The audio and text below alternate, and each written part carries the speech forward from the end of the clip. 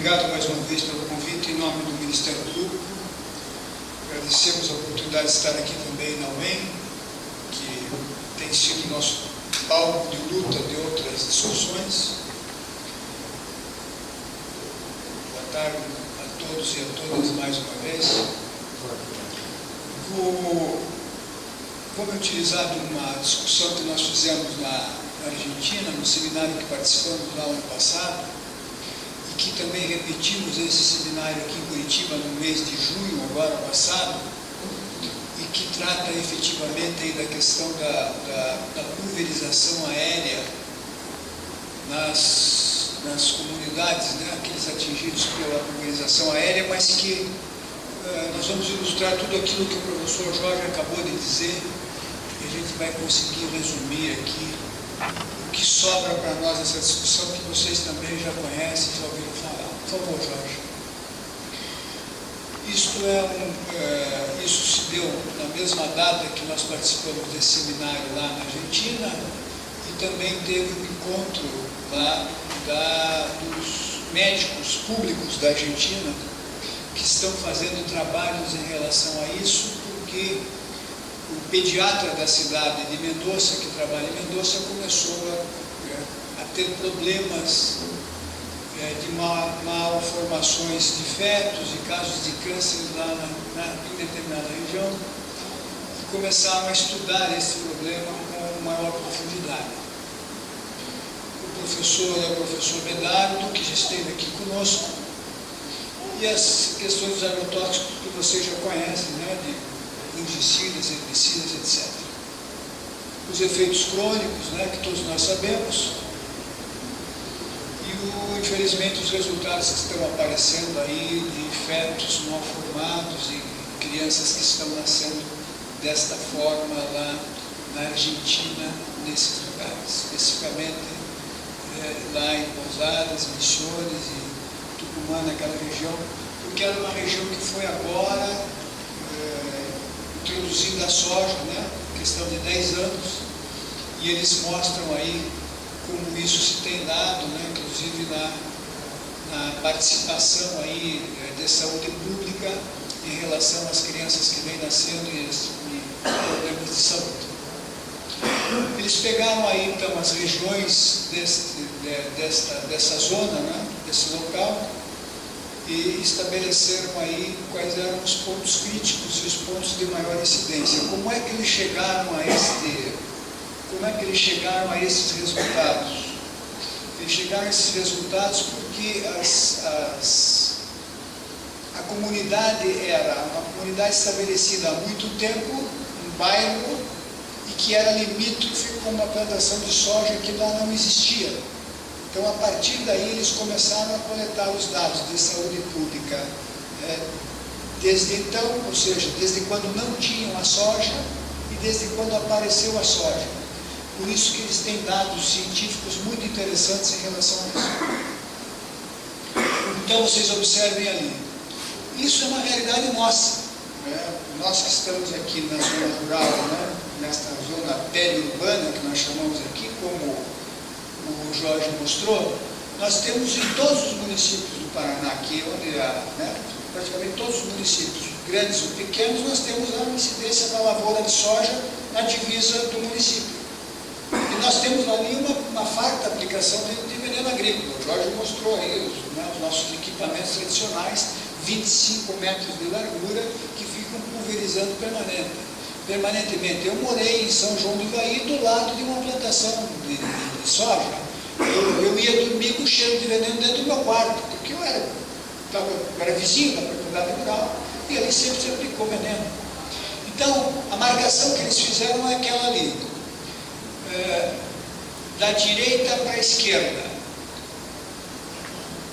Quanto mais vizinho, quanto mais próximo da plantação, mais os casos de câncer. Então, vocês veem a pontuação ali que eles são em maior intensidade. Quanto mais você, entre aspas, se afasta, né, da produção agrícola, você vai tendo menos casos. Isso não quer dizer que você está isento, né, do problema. Quer dizer que Quanto mais próxima a população, quanto mais vizinha a zona de aplicação, mais ela está tendo casos de câncer.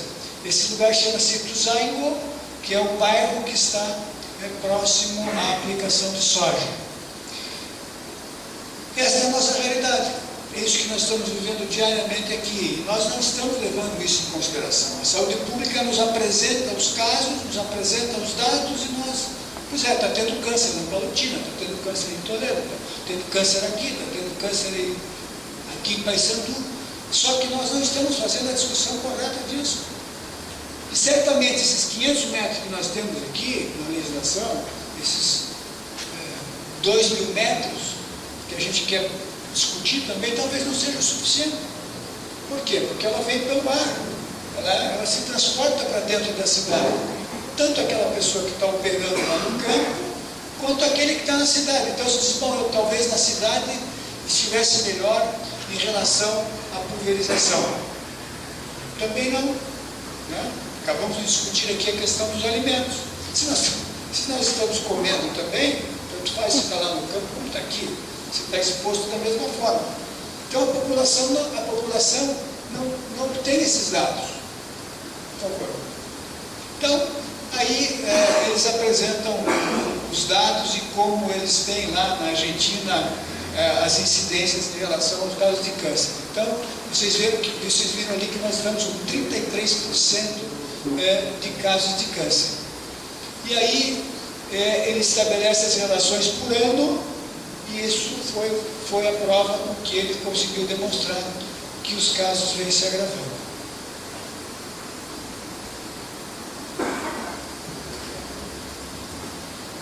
Os abortos espontâneos, né, que ele viu lá na sua clínica com bastante intensidade.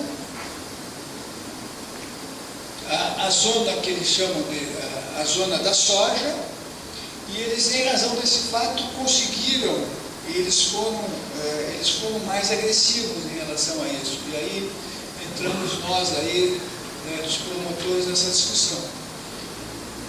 Eles pegaram essas pessoas com esse demonstrativo de câncer, eles processaram o agricultor que estava fazendo a aplicação, ali no caso com pulverização aérea.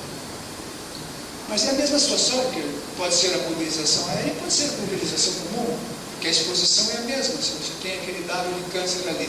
Então, faz o equipamento ou o mecanismo que você usou. E eles processaram criminalmente aquele produtor que estava usando agrotóxico. Estava usando o glifosato, no caso lá da soja. Então, a discussão era essa. Né? Então, vejam ali, vejam a demonstração do gráfico, como ela fica gritante, não é?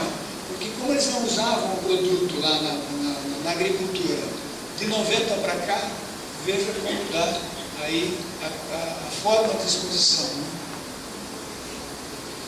E aí ele brinca no final da exposição dele que o glifosato é para todos nós. Não é? Nós gostamos de tomar aquele vinho argentino, nós gostamos de fazer importação de uva, nós gostamos de comer os alimentos que vêm dos outros países, e ele está aí, distribuído então para todos nós, bem engarrafado, num rótulo bonito, e a gente está tomando aí o glifosato.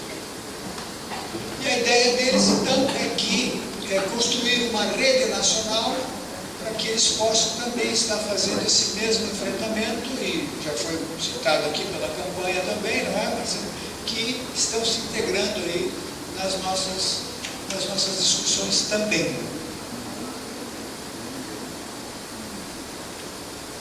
Eles estão mostrando aí a dispersão da soja, né, dentro do território deles. E aí mostra a questão, né, da origem dos herbicidas que nós já discutimos aqui, que já sabemos. Casos de morte lá também, né, por pulverização aérea, inclusive de animais, né, de gado, etc. Ficou bonita aquela imagem ali, né, do dólar bem enroladinho. Pode passar, por favor? Pode passar. Pode passar.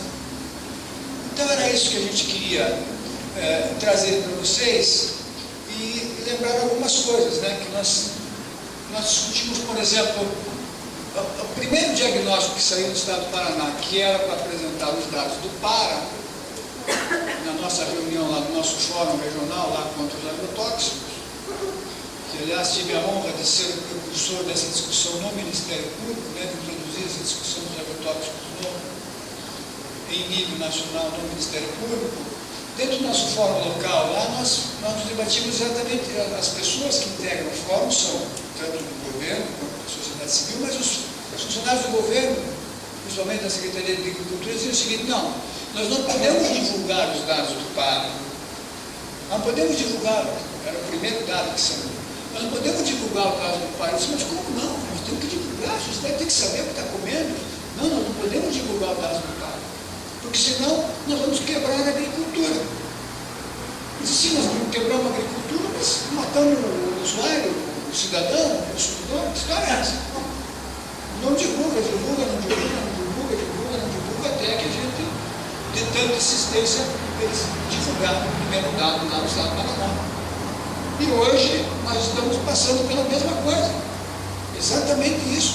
Nós não estamos, o governo não está deixando divulgar os dados do PARA. E aí a gente entende que é um ato criminoso, realmente. Por quê? Se você não quer divulgar um dado que já vem sendo divulgado, então você está defendendo algum interesse, certamente escuso. Porque se você tem o dado, você construiu, produziu, então nós sabemos que o dado é público, e o governo se nega a divulgar, é porque ele tem outros interesses.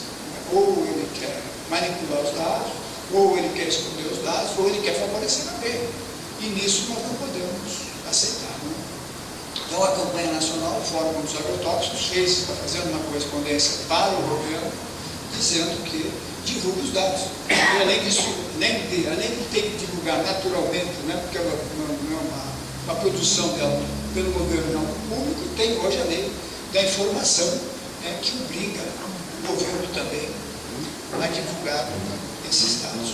E os professores da Argentina, professor Zinaldo e Jorge, os professores da Argentina querem trabalhar conosco.